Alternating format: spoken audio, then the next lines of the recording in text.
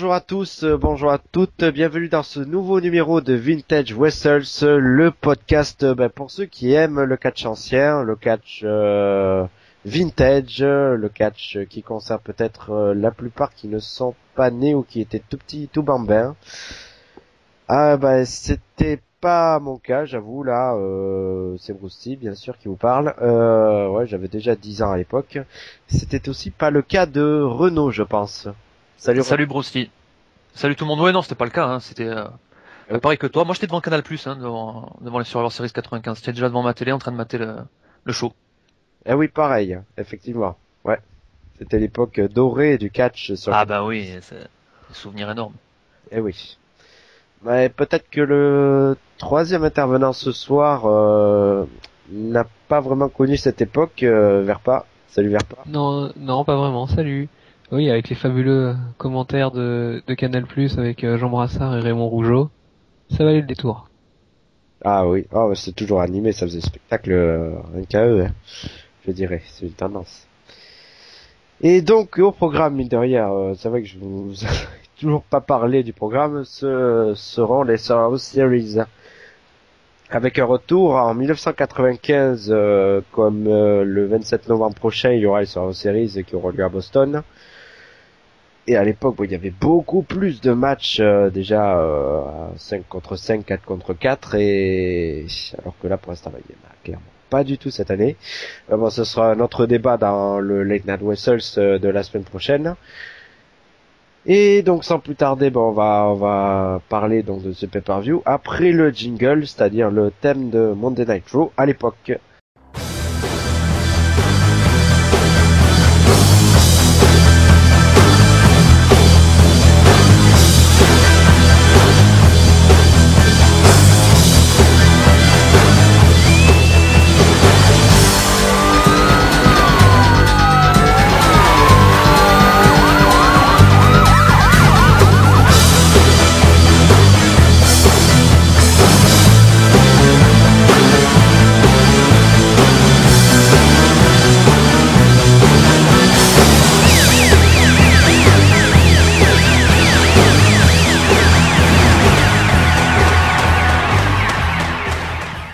Donc de retour à Landover dans le Maryland devant 14 500 spectateurs. La précision est utile parce que c'est pour vous faire une idée si vous voulez faire une petite fête dans cette salle. C'est jamais. Ouais, puis le Maryland, c'est quand même pas une grande terre de catch. Oh il y a souvent des shows à Baltimore. Hein. Il y a au moins un pay-per-view par an de la WWE à Baltimore. Ouais, à Landover, c'est plutôt rare, ouais. Voilà. À part Baltimore, ouais, c'est vraiment le désert. Eh oui, les commentateurs étaient Vince McMahon, Jim Ross et Mr. Perfect. Voilà, ça avait lieu le 19 novembre 1995, le 9e sur la série de la série. Le premier se déroulant le dimanche, parce qu'avant il se déroulait en semaine à l'occasion de Thanksgiving, qui a lieu le jeudi à chaque fois. Voilà pour la petite précision. Sans plus tarder, je vais passer la parole à Renaud déjà pour planter le décor à l'époque de la World Wrestling Federation, parce que c'était pas encore un totalement, faut préciser bien sûr. Donc qu'est-ce qui se passait cette année-là? En fait, les années 90, elles sont composées de deux grandes ères. T'as la première qui fait fin 80, début 90, c'est ce qu'on appelle la Golden Era. C'était la période où Hogan remplissait les premiers WrestleMania sur son nom, quoi. Hein. Il y avait, c'était une énorme star et les USA commençaient vraiment à aimer le catch, ça se remplissait en masse. Il y avait même un dessin animé avec Hogan en star. Il y avait quelques noms aussi qui gravitaient autour, hein. Je pense à Piper ou Macho Man Randy Savage, André, Snuka, Slaughter, enfin voilà. Et le Warrior aussi. Ça, c'est la Golden Era. Puis après, à la fin des années 90, il y a une période que beaucoup plus de fans connaissent, notamment grâce aux jeux vidéo en ce moment, c'est l'Attitude Era, bien sûr, avec Stone Cold Steve Austin, qui là, c'était lui la méga star à ce moment-là. Bon, avec DX, Mankind, le Rock, les New Age, tout ça. Ça, c'est deux énormes périodes. Beaucoup de gens les connaissent. Mais sinon, entre ces deux périodes-là, t'en as une qui fait un peu office de transition. C'est la New Generation. C'est exactement... et c'est là, pour notre review là, des Survivor Series, on est en plein dedans. En fait, Vince avait procédé à des coupes budgétaires à l'époque et avait laissé partir Hogan, Savage par exemple, qui était en plus en train de vieillir. Il avait des gros salaires. pour miser sur la New Generation, qui en fait à l'époque c'était Bret Hart, Michaels, il y avait qui? Il y avait Diesel, Razor Ramon, Sid, Luger, Owen Hart, tous ces mecs-là. C'est une période avec beaucoup moins d'aura, mais elle est très PG dans la forme aussi, mais très intéressante niveau in-ring. Donc voilà. Eh oui, ma foi, après ce petit état des lieux, c'est vrai on va voir qu'il y a pas mal de débuts, de retours aussi, des catcheurs qui vraiment débutaient, donc pas mal de têtes à mon avis que vous connaissez finalement, mais pas sous cette forme, je pense. Exactement. Donc on va passer au premier match. C'était dans le vif du sujet déjà, on rentrait dans le vif du sujet avec le premier Survivor Series élimination match 4 contre 4. Et d'un côté le groupe The Body Donors composé de Skip, c'est-à-dire plus connu sous le nom de Chris Candido à l'ECW. Rad Radford, plus connu sous quel nom, Renaud? C'est Luis Piccoli. C'est Luis Piccoli à la ECW. Il a eu quelques bons matchs face à Tommy Dreamer. Il a été plus connu là-bas. Bon, il est mort en 98. Il a pris beaucoup de drogue. Mais c'est Luis Piccoli. Voilà, oui, pour la petite précision. Et puis le troisième membre de Body Donas, Tom Pritchard, c'est-à-dire le frère de Bruce Pritchard, qui a utilisé son vrai nom. D'habitude, c'est pas le cas. Pour ça, plus connu d'habitude, je crois, dans l'équipe, je me trompe de gars, des Evenly Bodies. Et ils avaient le renfort d'un quatrième homme, One Two Three Kid, managé par Ted DiBiase. Un gars un peu rebelle, on va dire, à l'époque, qui s'attirait les foudres de Razor Ramon. Et ils étaient accompagnés par Sunny, bien sûr, la manageuse de Body Donas, avec sa gimmick de fitness. Et ils ont battu les Underdogs, composés de Marty Jannetty. Je pense pas trop besoin de le préciser, assez connu, dans un énième retour, parce qu'il a fait beaucoup de retours à la WWE. Akushi, japonais, petite anecdote de Renault, je pense, là-dessus. Bah ouais, en fait, Akushi, c'était Bret Hart qui était parti au Japon. Et il avait vu Akushi là-bas, il avait trouvé excellent. Il était rentré en Amérique, il en avait parlé aux officiels, et les officiels avaient contacté Akushi, qui était prêt à venir travailler en Amérique. Moi, personnellement, je trouve que c'est un super catcheur. Son premier pay-per-view, c'est In Your House 95, c'est d'ailleurs le premier In Your House de l'histoire. C'est contre Bret Hart. Ce match, je trouve qu'il a vraiment pas vieilli, il est parfait. C'est un vrai bijou. Il s'est affronté la même année avec Bret Hart à Raw. Ça avait été aussi un très bon combat. Et l'anecdote que j'ai, en fait, c'est Bret Hart qui l'avait dit, il s'était posé en coulisses avec Akushi. C'est deux perfectionnistes, hein, les mecs. Ils sont posés tous les deux en coulisses et avec une feuille et un stylo. Bret Hart, il a noté les prises qu'ils avaient faites à In Your House, en fait, pour pas les refaire lors de leur match à Raw. Ça te prouve un peu à quel point les mecs sont des perfectionnistes jusqu'au bout des ongles. Et puis après, Akushi, quand il avait quitté la fédération, il avait fait un passage très bref à la ECW. Il avait fait équipe avec Hayabusa contre RVD et Sabu. Ce match, c'est un chef-d'œuvre intemporel. Hein. Tu peux demander à n'importe quel fan de la ECW, ça rappelle encore aujourd'hui. Et oui, une petite précision de Verpa, je crois, tu disais que sans abri. Il est sans abri maintenant. Il y a eu une rumeur à un moment, mais au début c'était une information qui tournait sur les grands sites de news de catch, Wrestling Observer, Pro Wrestling Illustrated et compagnie. Alors après, on sait désormais que la news est à prendre avec des grosses pincettes, puisqu'a priori le fait que Jinsei Shinsaki, donc Akushi, ait été SDF juste après le tremblement de terre, donc qui lui a été lié à la catastrophe de Fukushima. En fait, le tremblement de terre n'aurait pas rendu Shinsaki SDF par rapport à ce qui a été dit pendant longtemps, donc en 2011. Et donc suite à ça, vu qu'il y avait eu un regain d'intérêt pour Akushi dans les médias locaux, il y a eu Mike Quackenbush, donc de la Chikara, qui au tout début de 2011, lorsqu'il a voulu composer la carte donc, du plus grand show de sa fédération, donc qui est le King of Trio, comme chaque année au printemps sur la scène indépendante nord-est américaine, il a choisi d'inviter une équipe de Japonais, et la surprise, c'était la réapparition de Takushi, donc qui n'était pas venu aux États-Unis depuis 7 ou 8 ans minimum. Et donc c'était un retour sur la Terre, donc il l'a vu se faire connaître, puisqu'il est quand même excessivement connu comme étant l'un des Japonais qui a marqué le plus important, de manière la plus importante, le catch américain. Eh oui. Ouais, c'est vrai que on verra ce que vous en avez pensé durant le match. Sinon, Et tant qu'on est sur Akushi aussi, un petit truc, il a fondé quand même la Sendai Girls. Je sais pas si vous vous souvenez, mais à la préhistoire de Wrestlers Radio, j'avais fait une petite analyse tu de la très bien. Sendai Girls Oui, sur voilà. la scène donc féminine du Japon. Et donc, faut savoir qu'Akushi c'était le fondateur de cette promotion, donc la Sendai Girls, qui est dans la ville de Sendai, qui a été très largement touchée par le tsunami et qui donc a un petit peu périclité, puisque la cofondatrice avec Akushi c'est Meiko Satomura. Et si vous voulez, c'est une sorte de Ric Flair local qui, même étant encore très âgé, catch encore. Ah, donc tu ne l'aimes pas. Ah si, Meiko Satomura, je l'aime bien. Mais elle est un peu dépassée. Elle commence à être un peu dépassée. Mais bon, c'est un style, si vous voulez, excessivement stiff. C'est vraiment le catch japonais, vraiment dans ses heures les plus belles, mais aussi où les méthodes d'entraînement étaient parfois assimilables à de la barbarie, quoi. Si vous avez vu le documentaire sur la Gaea Girls, je pense que ça tourne pas mal sur internet, sur YouTube, sur des sites de téléchargement. Faut absolument le regarder. Quand on voit les méthodes d'entraînement de la Gaea Girls, on se voit que bon, De c'est toute façon, extrêmement difficile. de toute façon, le Performance Center, il n'a pas existé tout le temps. Bah là, c'est Donc, le Performance Center, là, ça a c'est été un souvent embryon. spartiate, vraiment. C'était, ouais. Puis alors que dire de la OVW pour la TNA, là, c'est Ouais. c'est Mais un bon, résidu. ça, c'est un autre débat. Et donc, la suite de ce groupe, donc après les deux premiers cités, avec le jobber par excellence, Barry Horowitz, très apprécié du public, mais qui a très peu gagné aussi. Et puis Bob Holly, c'est-à-dire Hardcore Holly, quoi.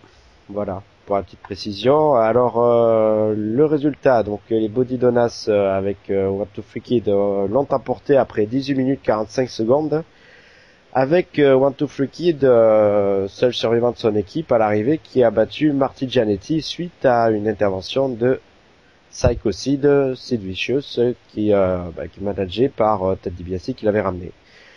Ce match, excellent au demeurant, je pense, élu dernièrement même 7e meilleur Survivor Series élimination match par le site de la WWE, je sais pas.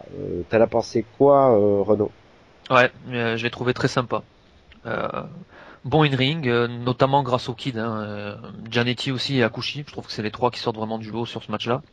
Moi, je suis assez déçu de Skip au final sur ce match. C'est dommage parce que quand on regarde ses combats, Chris Candido, quand on regarde ses combats à la ECW en équipe avec Lance Storm, c'est quand même un catcheur de haut niveau. Mais là, bon, après c'est le booking aussi qui fait ça.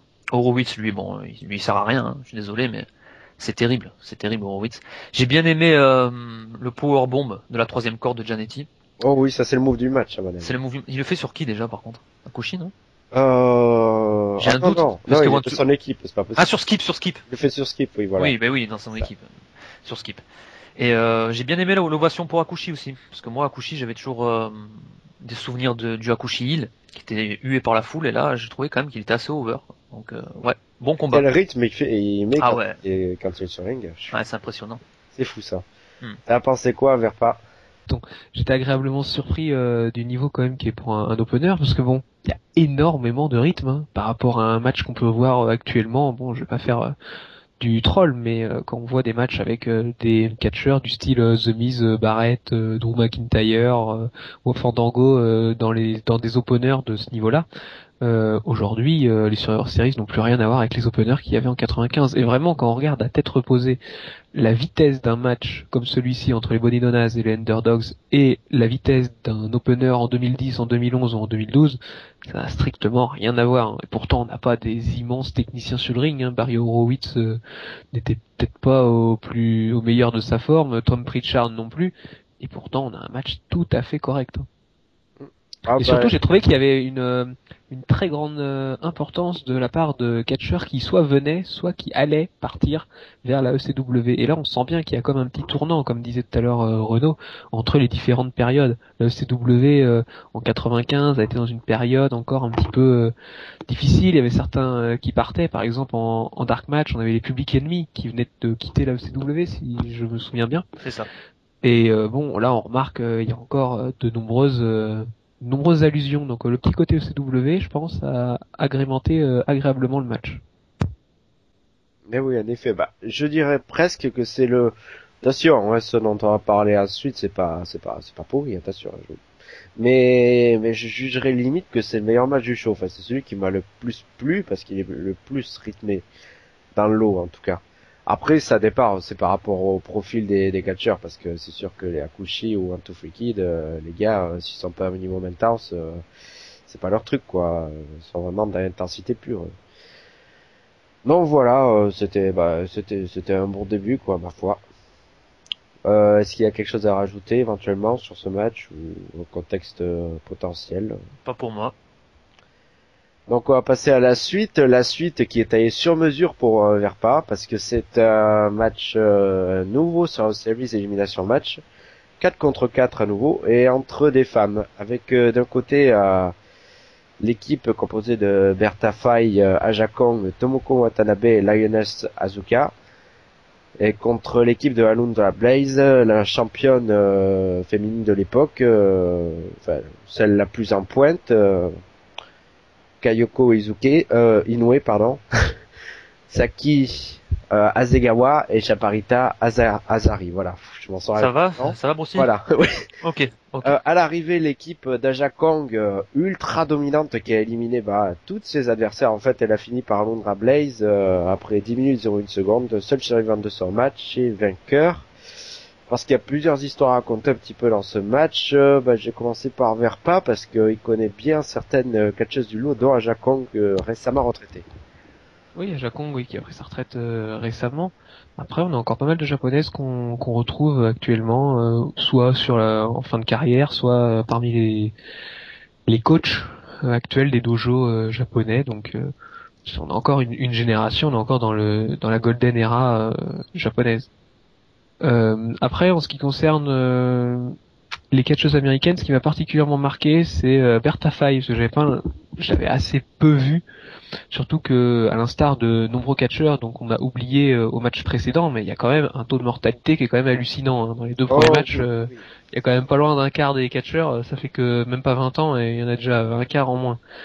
Donc Bertha Faye, oui, qui est décédée au début des années 2000, mais du côté des japonaises, on les retrouve encore dans le circuit, donc c'est là qu'il y a quand même une petite différence. Alundra Blaze, aujourd'hui, elle est complètement portée disparue. Elle a tenté d'attirer l'attention récemment, au début de l'année 2013, je crois, avec une histoire comme quoi elle pourrait éventuellement revenir à la WWE, mais c'était une initiative personnelle qui venait d'elle-même, parce que il y a toujours l'épisode dont va nous parler Renaud, historien de Wrestle Radio, le célèbre épisode de la WCW et de la ceinture.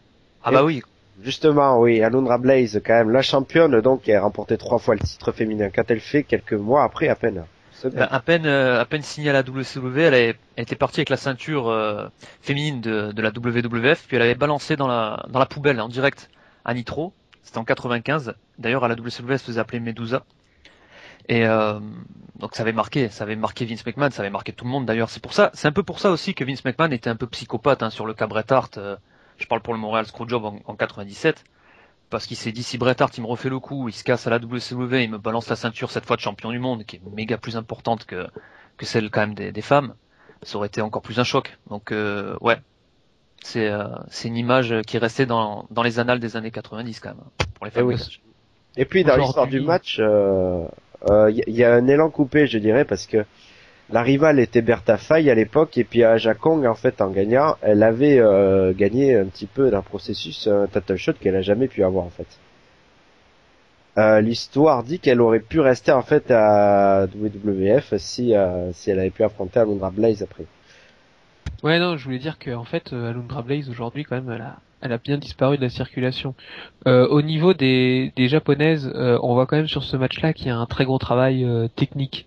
En termes même d'équipe, on sent bien que au Japon à cette époque-là, dans les années 92, à peu près jusqu'à 97, la période Gaea, la période dorée de la génération japonaise, il y a un grand travail technique et surtout qui est doublé d'une très grande maîtrise par équipe. Et c'est vraiment ce qui fait la différence, je pense, dans ce match-là et dans un match des Survivor Series, c'est que la coopération entre les différentes membres de l'équipe permet un lien et permet d'accélérer le match. Et donc on n'a plus la sensation d'avoir des temps morts dans le passage des tags entre les différentes participantes.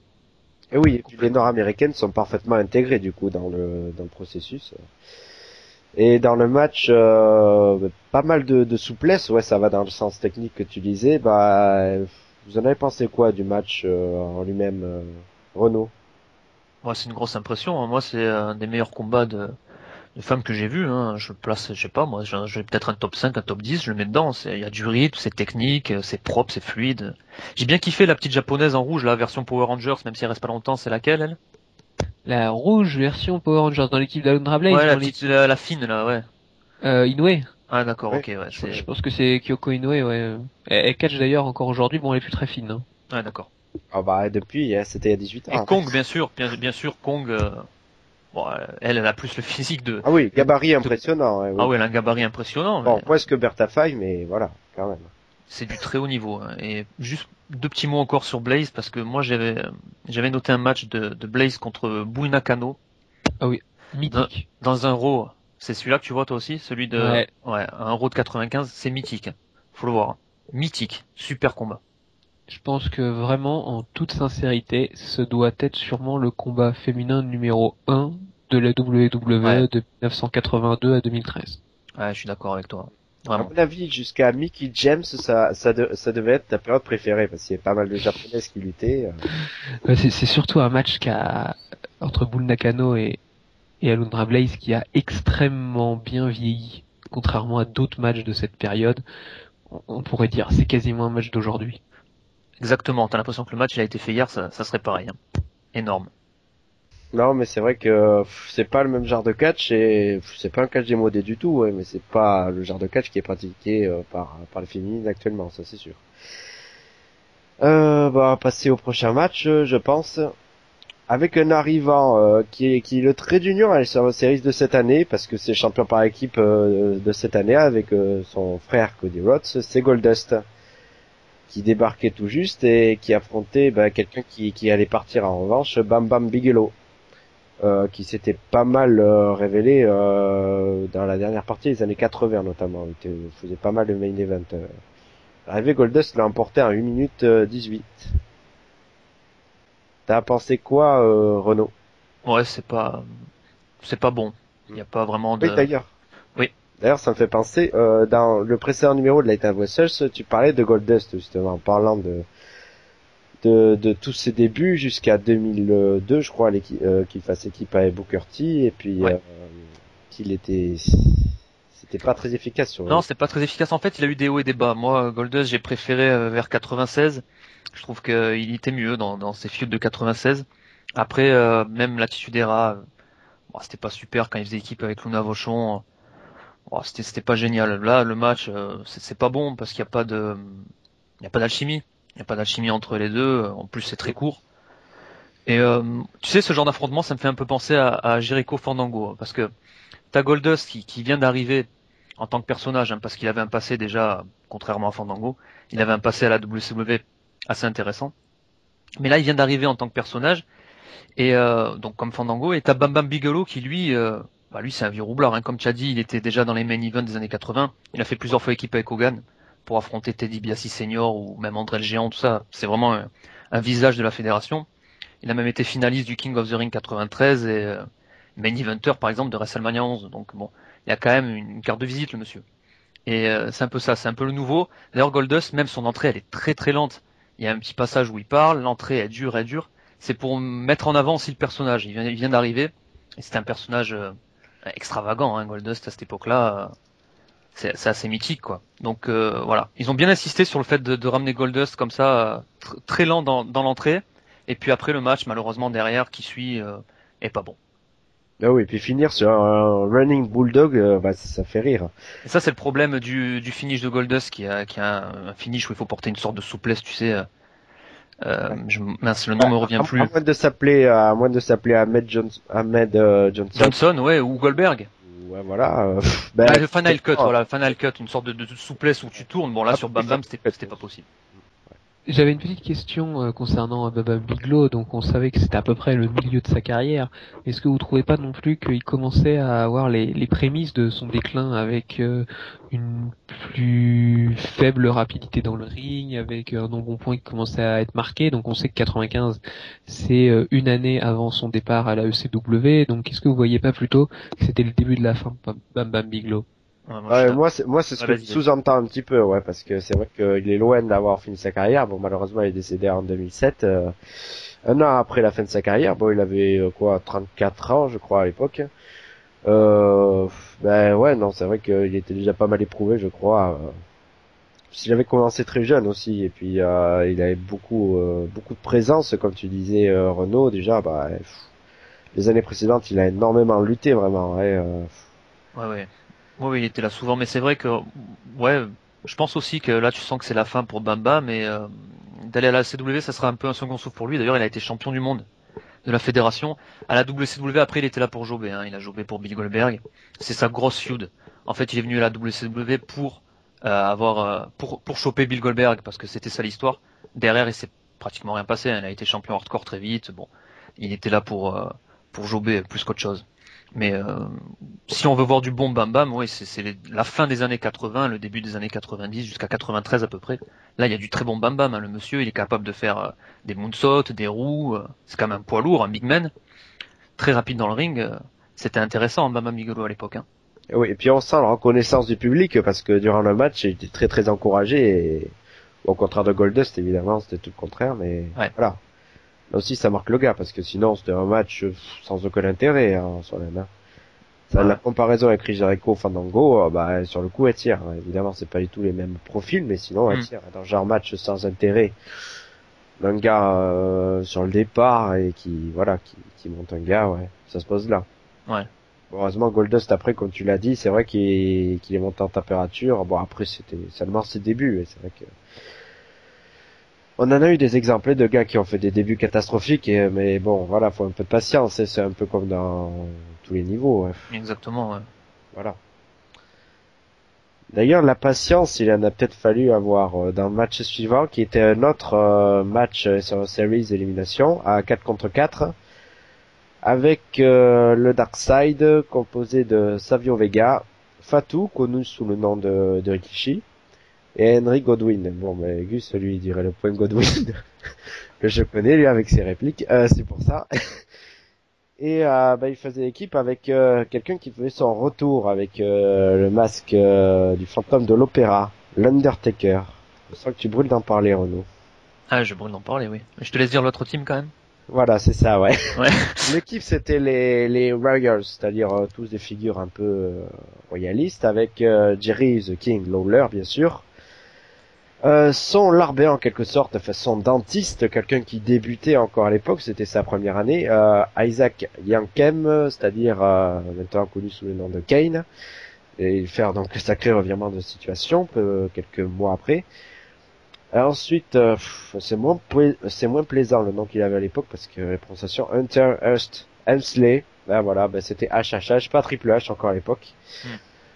Et que son personnage d'aristocrate, il était encore dans ses débuts, bien sûr. Et ils étaient accompagnés par le massif King Mabel, évidemment. Bien connu, accompagné du malheureux Sirmo. Je dis malheureux parce que celui-là, il va se manger un bon chokeslam des familles, je crois, par l'Undertaker à la fin du match. Un match que l'Undertaker, d'ailleurs, plie, en fait, en éliminant littéralement tous les membres de l'équipe adverse après 14 minutes 21 secondes. À partir du moment où il est arrivé sur le ring, c'était un massacre total. Oui, Renaud, t'as pensé quoi? Ah oui, bah, excuse-moi. Oui. Non, mais complètement. Je pensais que c'était bon, ça se laisse regarder, mais franchement, enfin, c'est oubliable quoi. Le match, il est booké pour le retour du Taker. Il s'était fracturé un os orbital sous l'œil. Donc il était revenu avec ce masque, comme t'as dit, du fantôme de l'opéra. Il a pas gardé longtemps, hein. Je pense Mais qu'il a d'ailleurs, c'est un gardé. masque de protection, on le voit bien, hein, parce qu'il Ouais, est c'est un masque de protection. Bon, ils l'ont un peu collé à son personnage, un peu mystique et d'outre-tombe. Donc ils ont fait en sorte que ça soit un masque fantôme de l'opéra. L'entrée est impressionnante, hein, ça c'est sûr. Mais il a pas gardé longtemps, hein. Je pense que dans le match du Royal Rumble 96, quand il affronte Bret Hart, il a déjà plus, hein. Donc là, on est fin 95. c'est pas un grand Survivor Series match. Petite précision, il était accompagné par Paul Bearer, bien sûr. Oui, il est accompagné par Paul Bearer qui est là. Par contre, Mabel, c'est pour les plus jeunes, c'est Viscera ou Big Daddy V après. Ouais. Il s'est barré d'ailleurs, c'est comme ça que le match est fini. Oui, il s'est barré. Il était vainqueur du King of the Ring. Hein. C'est aussi pour ça qu'il est avec Jerry Lawler, Hemsley, parce qu'il était le King of the Ring 95. Il avait battu Savio Vega en finale. C'était terrible à voir, dans le mauvais sens du terme. Mais Vega d'ailleurs adversaire, voilà comme tu dis. Adversaire, ouais. Moi, ce que j'ai bien aimé quand même, c'est Yankem et Fatou. Bon, ils apportent pas mal de rythme. Après, c'est pas non plus, voilà, comme j'ai dit, c'est pas non plus énorme, mais c'est pas mal. Après, Lawler, lui, c'est de la comédie. Hein. Les matchs de Lawler, il est sur la fin. Oui. Ah oui. Très connu pour ça. Il y a qu'à voir là quand Undertaker a enfin tagué. Aïe. Oh là là. Ah oui, il a pris. Il cherchait désespérément à taguer quelqu'un. Tout le monde s'est barré, ouais. Se barrer, ouais. C'était. Non, mais voilà, tu sens que le match c'est vraiment, je sais pas ce que t'en penses, mais je pense que tu me contrediras pas, il est bouqué pour tes cœurs. Oui, un match équilibré, où chacun a son rôle et puis personne n'est éliminé, c'est gentil, c'est voilà, tout le monde fait ses trucs. Et puis voilà, dès qu'il y a l'Undertaker, tu sens que là va y avoir un massacre, c'est fini quoi. Tu sens déjà que Lawler il va passer à la casserole avec Tombstone Piledriver qui est effectué sur tout le monde à part le chanceux King Mabel. Lui il a vraiment de la chance dans l'eau. Ah oui, ça aurait été dur. Un peu moins ça fait. Et puis bon voilà, et par exemple Hemsley lui c'est pas le Triple H qu'on connaît bien sûr. Et ça, ah non, là faudra attendre un petit peu quand même. Oui. Il était dans un personnage où il était même en feud avec Henry Godwin, le personnage du fermier, voilà, tout à fait opposé. Feud mythique avec le match. D'ailleurs, je viens de vérifier le mois suivant a lieu le fabuleux match qu'on retrouve dans beaucoup de DVD consacrés à Triple H. C'est le Hot Pen match avec Henry Godwin. Ouais, à New York, c'est pas où il fallait là debout, ouais, il fallait se retrouver avec les cochons, c'est ça, hein? Oui, c'est ça. Et le match qui a été réutilisé après avec Chavo Guerrero et Vicky Guerrero il y a 2-3 ans. Oui, avec Santina, oui. Mais ouais, non, voilà, à l'époque, c'est sûr que c'est plus ça, voir un petit peu ce qui était Kane à ses tout débuts, c'est-à-dire qu'il n'y a rien à voir évidemment avec le personnage qu'on connaît maintenant, même le directeur des opérations bien sûr, ni même le Kane mystique, frère de Undertaker. C'est marrant. Ah, ça n'a rien à voir. Hein. Ah oui, ça a tellement rien à voir que quand ils sont opposés, il est vraiment jobber quoi, c'est un truc de fou. Hein. Alors qu'après, on verra que ça sera quand même un affrontement classique à WrestleMania ou à d'autres pay-per-view. Ah oui, à plein de pay-per-view, oui, bien sûr. Bon voilà, et puis c'est sûr que Rikishi était dans un rôle là, un petit peu de transition, je dirais, parce que il a commencé venant des îles, il avait un personnage un peu sauvage, je dirais. Ouais. Et là, il entamait une transition vers un personnage cool, celui qu'on connaît là après qui rappait et tout ça. Oui, après qui s'était associé bien plus tard au tout cool, Scotty 2 Hotty et le Grandmaster Sexy. Ça, ouais. Un peu plus danseur, un peu plus rappeur, ouais. Oui, voilà, là il entamait la transition, on va dire gentil. Bon, il avait pas aussi il avait pas encore la taille, on va dire la masse qu'on avait, donc voilà, il était vraiment intermédiaire à l'époque. On peut passer à la suite. Ouais. Avec le dernier sur le Series Elimination Match de la soirée, 4 contre 4 wild card, c'est-à-dire un petit mélange, un fourre-tout un petit peu de tous les gars en vue. Il y a des gars qui s'aimaient pas dans la même équipe, avec des gars hyper connus dans l'ensemble bien sûr. Avec Shawn Michaels qui revenait d'une blessure, il s'était fait bastonner je crois par les titres dans un bar, ce qui avait fait que le mois précédent il n'avait pas pu défendre son titre intercontinental et avait dû le laisser à Dean Douglas qu'on retrouve dans notre équipe. Exactement. Il était accompagné par Ahmed Johnson, tout récent arrivant, qui depuis même pas un mois, c'était son tout premier match en pay-per-view. Massif, c'est vrai que vous m'avez sans doute entendu comparer à Ezekiel Jackson à lui, je veux dire uniquement par la masse. Hein. Oh, voilà. Complètement. Voilà, les pectoraux toujours qui bougeaient dans tous les sens. Et bien sûr le British Bulldog Davey Boy Smith, je pense inutile regretter British Bulldog bien sûr, inutile de le présenter, je pense, ça suffit. À lui-même, je pense, de préciser, qui était un petit peu managé par Jim Cornette. On savait pas trop de quel côté il était Jim Cornette, parce Ah oui, non, mais il manageait qu'il avait un Bulldog, hein. intérêt de l'autre côté, voilà. Ouais. Et puis l'autre homme, c'était Psycho Sid, qu'on avait vu décisif pour One Two Free Kid dans le premier match, donc, qui est accompagné par Ted DiBiase, bien sûr. Et ils affrontaient Yokozuna, Owen Hart. Ouais, là, bon, je passe vite fait parce que les noms sont quand même suffisamment connus, je pense. Razor Ramon, évidemment, un fan du public, oui, Scott Hall, et puis, bon, on en parlera après, le contexte et tout ça. Vraiment, c'est limite une de ces années d'or, je dirais. Ouais. Les derniers, c'était Dean Douglas, bon, pas un passage heureux à la WWF, parce que c'est connu sous le nom de Shane Douglas, bien sûr, après, à l'ECW notamment.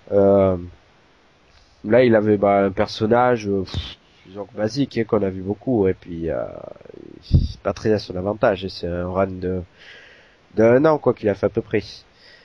Voilà. Et à l'arrivée, donc, la première équipe nommée, donc, Shawn Michaels, Johnson, Bulldog et Sid, a gagné avec un petit massacre quand même, hein, faut le dire à l'arrivée. Ils étaient encore 3 restants, Michaels, Johnson et Bulldog. Bulldog un petit peu bizarre dans ce match. Et Michaels qui avait laissé Johnson faire le pin final sur Yokozuna, donc après 27 minutes 24 secondes, le match le plus long de la soirée. Donc t'as pensé quoi, Renaud? Ouais, j'ai trouvé que c'était un bon match. Bien construit aussi. Bon, tu sens que c'est le premier pay-per-view pour Ahmed Johnson, parce que bon, Shawn Michaels qui laisse faire le tomber à Ahmed Johnson quand même sur Yokozuna, bon, faut le faire. D'ailleurs, précédemment, on le voit dans une interview en coulisses que clairement il joue un peu le rôle de mentor, de gars qui l'accompagne à ses débuts, quoi. Ouais. Et bon, Ahmed Johnson, il est un peu booké comme la star, la grosse star qui vient d'arriver. Finalement, ça sera pas trop le cas derrière, hein. Il aura une feud marquante avec Goldust en 96 pour le titre intercontinental. Il touchera au titre intercontinental, mais il ira pas plus haut, hein. Bon, voilà. Sinon, je sais pas pour toi, mais l'élimination de Sid, elle est quand même hyper téléphonée. On la voit venir à 2 km. Oh oui. La plupart des éliminations, on les voit, waouh. Ouais, on les voit quand même arriver. Et le Bulldog qui vient faire une descente de la cuisse alors qu'il n'y a pas besoin de la faire. Oui, rien compris. Ben voilà, c'est là que je disais qu'il est bizarre. Lui-même, il a pas compris. Personne n'a compris. Même les commentaires, ils comprennent pas. Non, on a pas compris. Macron, là, qui était interloqué, là, aux commentaires. Ouais, c'était bizarre. Parce que, en suivant, il y avait quand même le tombé. C'était inutile, quoi. Ouais, non, c'était inutile. Même lui, ça lance un froid, là. Ça dure pas longtemps, mais on se demande ce qu'il est allé faire. Je sais pas pourquoi il a eu cette idée-là. Bon. Et sinon, oui, Dean Douglas, ouais, malheureux. Il a été éliminé en se prenant une droite par Razor Ramon. Tu sais qu'il est toujours en froid avec la fédération encore aujourd'hui. Oh, mais ça m'étonne pas parce que voilà, il a fait un run malheureusement Par contre, à la ECW, c'était une top star, hein, c'était un main eventer, le franchise Shane Douglas. Ah, Shane Douglas, oui, c'est un nom, ça va, y a pas à dire. Ouais. Voilà. Toujours en activité d'ailleurs, hein, donc. Ouais. Et sinon, la chimie entre Razor Ramon et Michaels m'a plu quand les deux ils sont dans le ring. Tu sens que bon, les gens s'excitent, puis ils se font le signe comme s'il y avait l'échelle au. Justement, voilà, tu peux l'évoquer. Je pense ils sortent quand même d'un sacré match en 95, donc. Oui. Puis ils en ont fait 2. Bon, il y en a un qui est beaucoup plus connu, c'est normal, c'est le meilleur d'ailleurs. C'est à WrestleMania 10, le leader match. Quel classique que vous voyez. C'est un classique intemporel. Il y en a.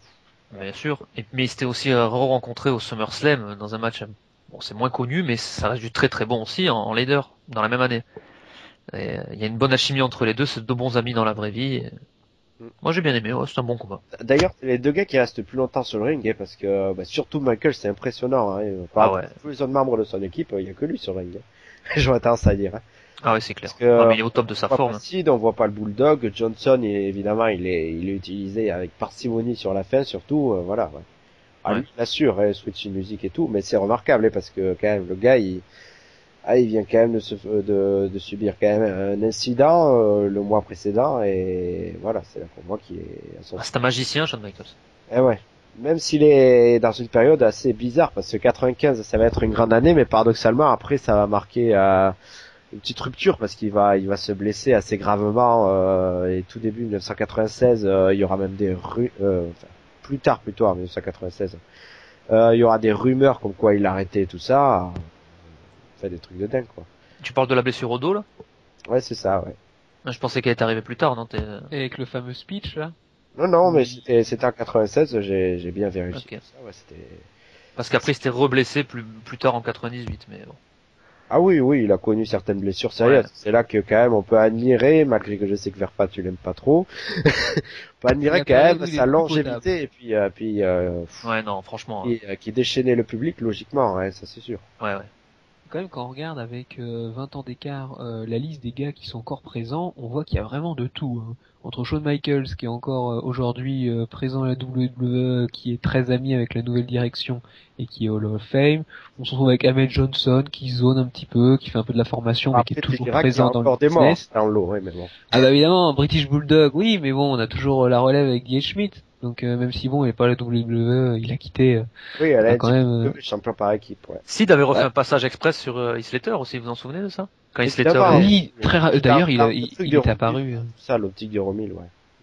Et d'ailleurs, moi, j'ai toujours pas compris qu'est-ce que fichait Sid à intervenir sur Marty Jannetty au premier match, parce C'est que logique, il a- c'est logique, parce Et que c'est le manager. c'est Ted Ted DiBiase DiBiase qui l'a ramené, parce qu'il est manager depuis peu de One Two Free Kid, qui s'est joué à la... ah bah là, il a vraiment un rôle d'enforcer vieille école, quoi. Le gars, comme un goon au hockey, quoi. On le ramène, il est là pour faire le ménage et Bah, c'est il est ça. juste là Et pour. c'était Sid, ouais, c'était justement Ça. ça. Ouais. Mais Psycho Sid d'ailleurs qui est aujourd'hui dans une condition physique encore potable, mais bon qui n'est pas extraordinaire. Hein. Bon après avec les Ted DiBiase et Jim Cornette, alors qui zone un petit peu, alors j'ai un peu de mal à le suivre Oui. récemment. Alors il a quitté la ROH non récemment je crois. Je sais plus. Il zone un peu, il travaille en production, Je mais sais il est plus, c'est toujours vrai un qu'il peu a là. travaillé pour la TNA, il a travaillé pour la ROH, on sait plus s'il est encore là ou pas, mais... Ouais, il zone Bon, un peu. Vincent qui nous précise qu'il a eu des problèmes de santé et qu'il s'est retiré, mais ce qui n'empêche qu'il s'exprime toujours à son franc-parler bien connu. Hein. Ah oui. Bah ça y a pas de problème. Lui, il commande tout ce qui se fait dans tous les magazines. On peut le retrouver. On a Yokozuna ensuite dans l'équipe donc de Razor Ramon, Ah ouais. qui lui malheureusement est décédé, mais compte tenu de sa taille et de sa corpulence, c'était quand même difficile de pouvoir atteindre un âge avancé. Owen Hart, bon malheureusement. Managé par Mr. Fuji et Yokozuna, j'avais pas précisé. Exactement, oui. Un japonais qui manage un Samoan déguisé en japonais, c'est pas mal. Oui, Owen Hart qui est décédé dans un accident, donc tout le monde connaît Razor Ramon, qui bon, est-ce qu'il y a vraiment besoin d'en parler aujourd'hui? mais non. Là, ça va mieux, justement. Mais après, ça va mieux, justement, mais on va et tellement dans l'histoire loin. d'après, Razor Ramon, il va quand même se mettre la WWF à dos, forcément, là. Ça va Eh arriver. ben, l'argent de Ted Turner, là. À peine là, quelques ça- semaines il a après. fait tourner la tête, ouais. Ah ouais, complètement, ouais. Il est parti à la WCW à la concurrence. Puis après, il y a la NWO qui a suivi, enfin voilà.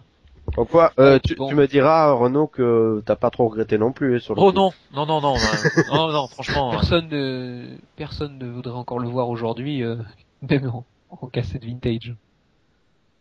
Mais oui, mais ça va mieux, là. Il a été géré, il a eu des épisodes assez sévères d'alcool, non, ou de drogue. Les deux. je crois. Et Les qui deux. c'est qui lui a permis de s'en sortir? C'est un certain. DDP, bien sûr. DDP.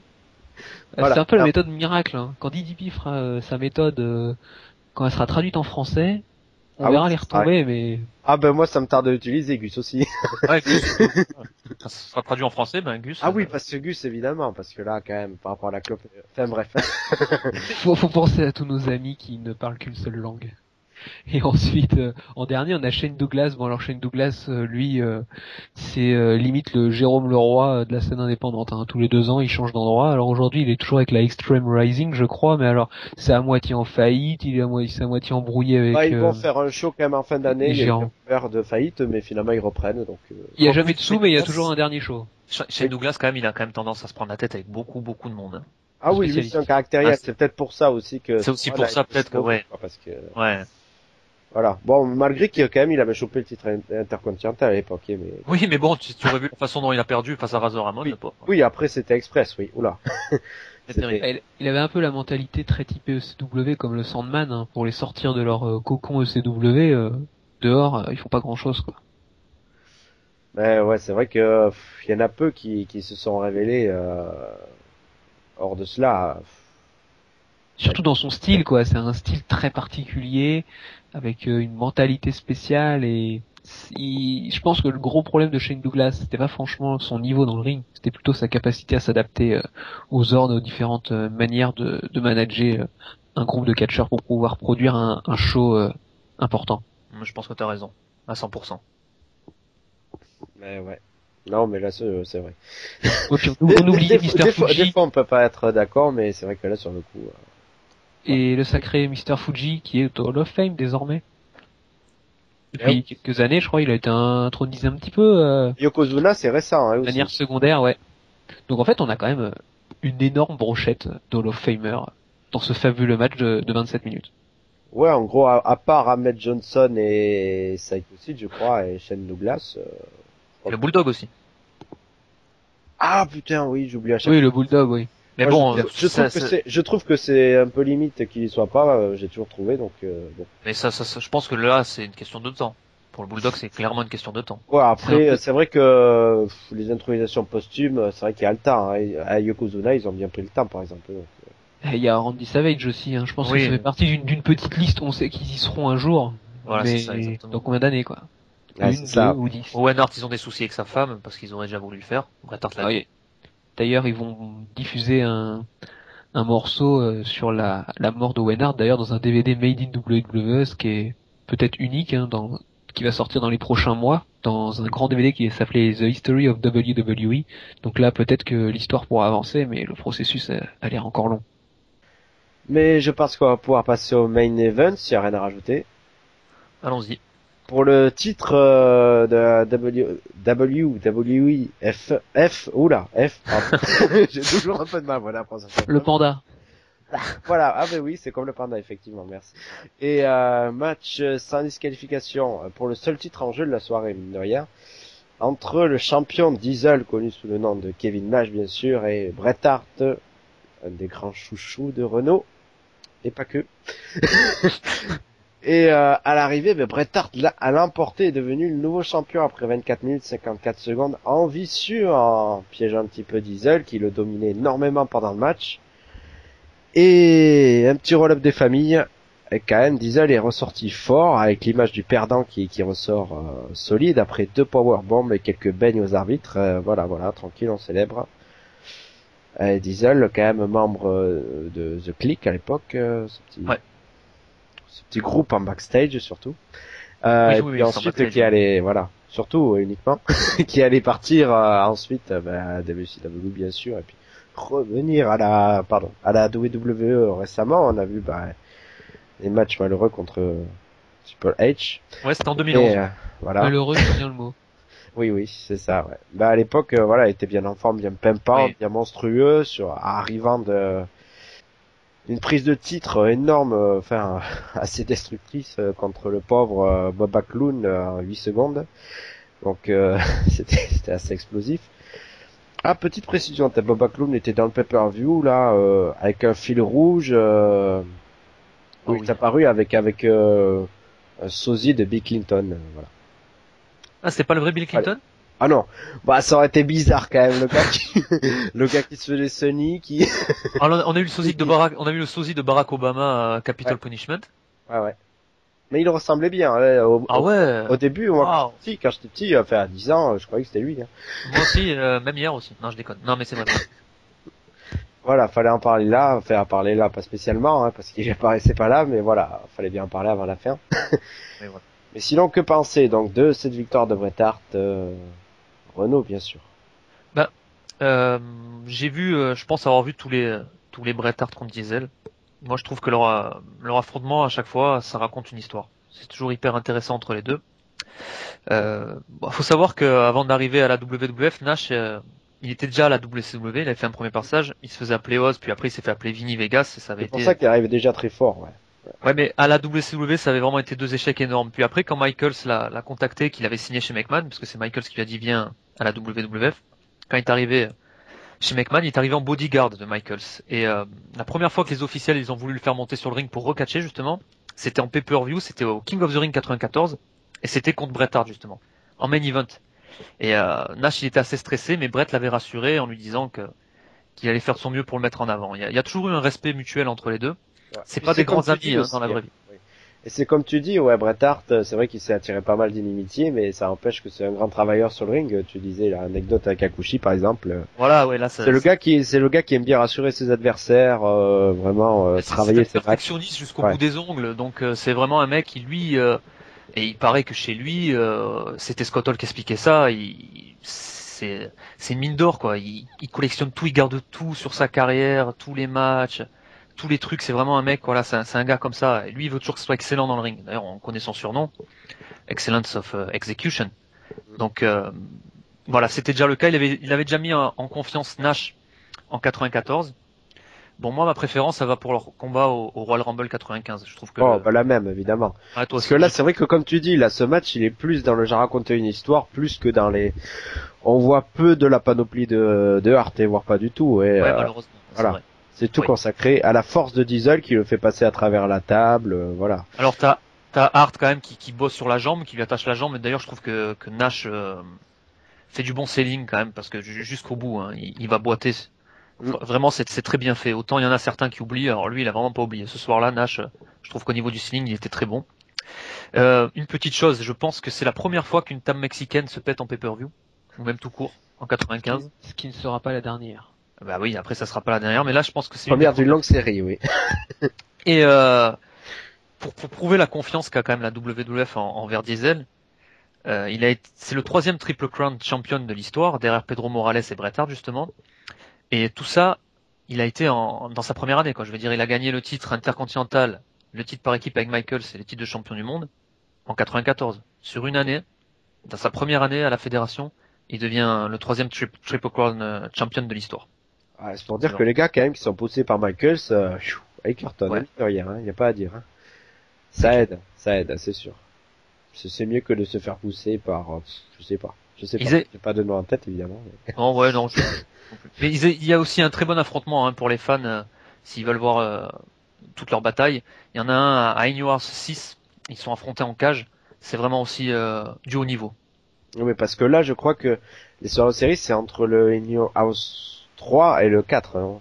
Ouais, je crois. Ouais, je crois. Hein. Pas. Ou c'est entre le 4 et le 5. Je t'avoue que le In Your House, il y en a tellement eu aussi, mais je sais plus. Je vérifie rapidement en me disant que c'était bien entre le 4 et le 5, en fait. Ah, okay. Voilà, c'est ça, ouais. Et d'ailleurs, en fait, Bret Hart, au programme après, il allait retrouver son beau-frère pour défendre son titre victorieusement, le British Bulldog, bien sûr. Ah oui, dans un match là aussi énorme avec Bret Hart qui avait saigné, qui avait pissé le sang. C'est un combat très bon, très intéressant. Malheureusement, bon, il est sous-estimé. Toujours à Diana, bien sûr, qui est dans le lot. Donc. Oui, elle était là au premier rang. C'est un combat un peu plus sous-estimé parce que bon, on a tous en tête le match au SummerSlam entre Bret Hart et le Bulldog à Wembley. C'est 3 ans avant, c'était, non, je crois.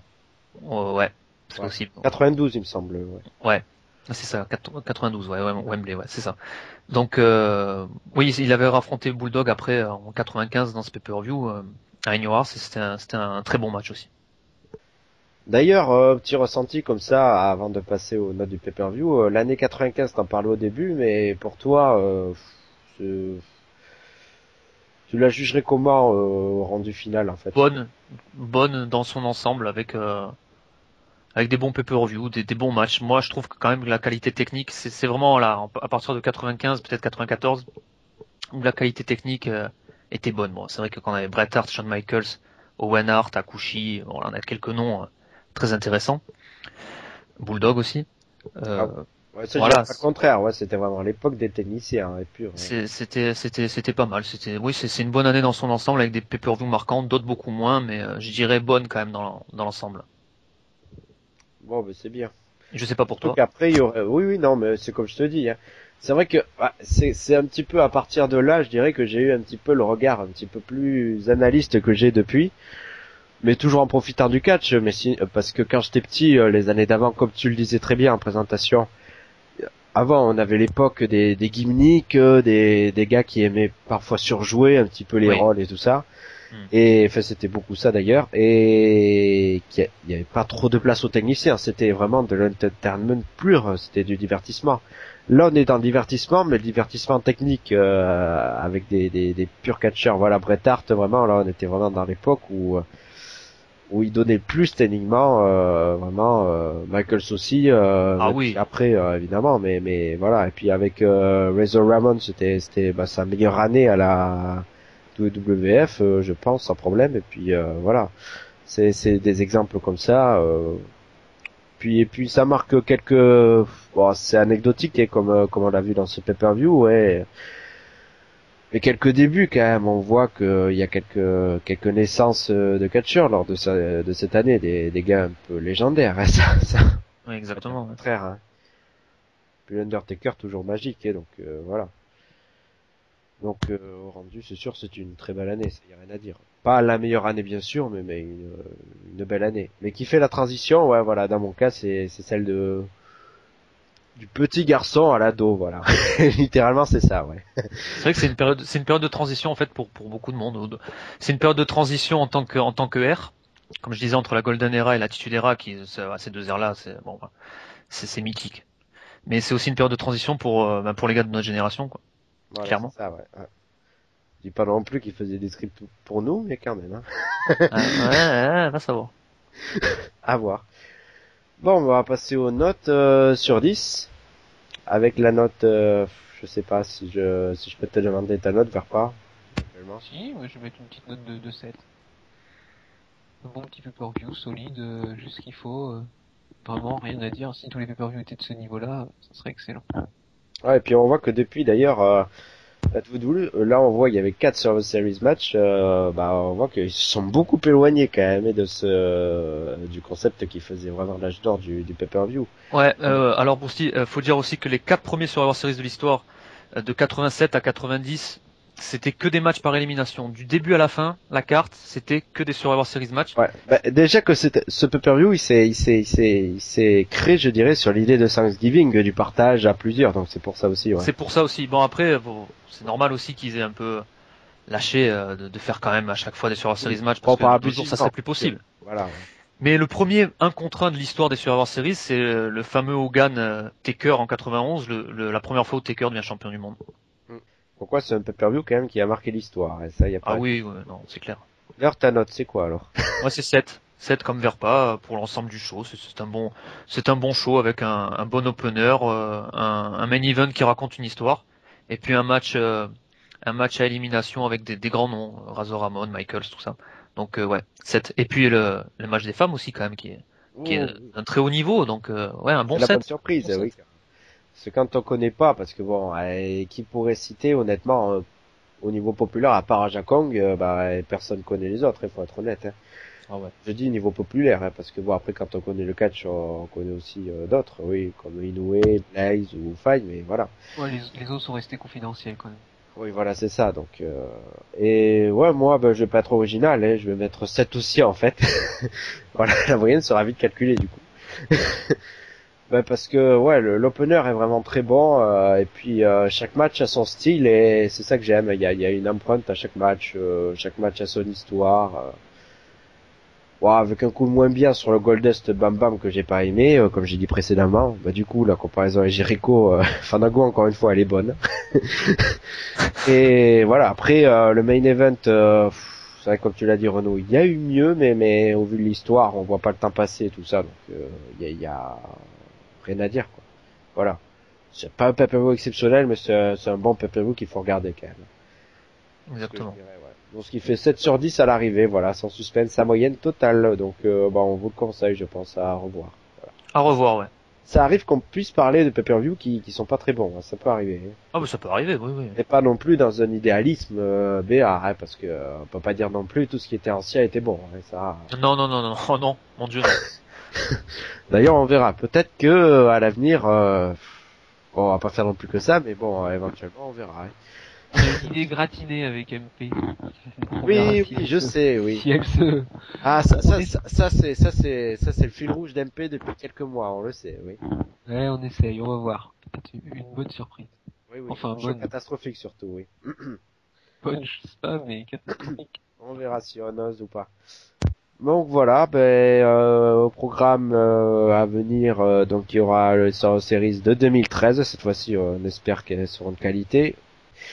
Récemment, il y a eu une info comme quoi les shows en France auront lieu le 21 mai 2014 à Orchy, juste à côté de Lille, et puis le 23 mai à Strasbourg.